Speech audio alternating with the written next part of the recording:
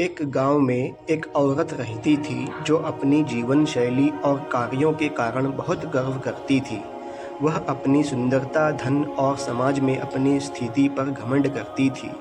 उसने अपने गांव के लोगों के साथ कभी दयालुता या सहानुभूति नहीं दिखाई और अक्सर गरीबों और ज़रूरतमंदों की अवहेलना करती थी।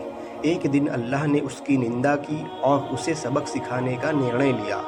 अचानक औरत के घर पर विपत्तियों का सिलसिला शुरू हो गया। उसके धन संपत्ति नष्ट होने लगी, उसकी सुंदरता फीकी पड़ गई और वह बीमार पड़ गई। अब गांव के लोग उसकी मदद करने के लिए उसके पास आए, लेकिन उसने अपने जीवन में कभी किसी की मदद नहीं की थी, इसलिए कोई भी उसके लिए कुछ करने को तैयार नहीं था। इस अजाब ने औरत को उसकी गलतियों का एहसास कराया।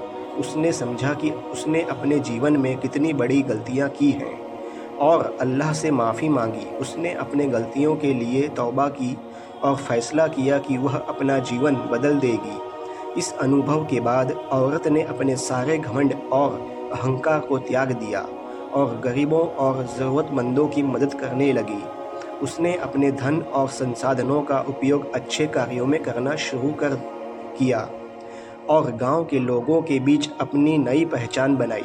कहानी का संदेश है कि घमंड और अहंकार विनाश का कारण बन सकते हैं और यह कि दयालुता, सहानुभूति और सही कार्य ही जीवन में सही मार्गदर्शन प्रदान करते हैं।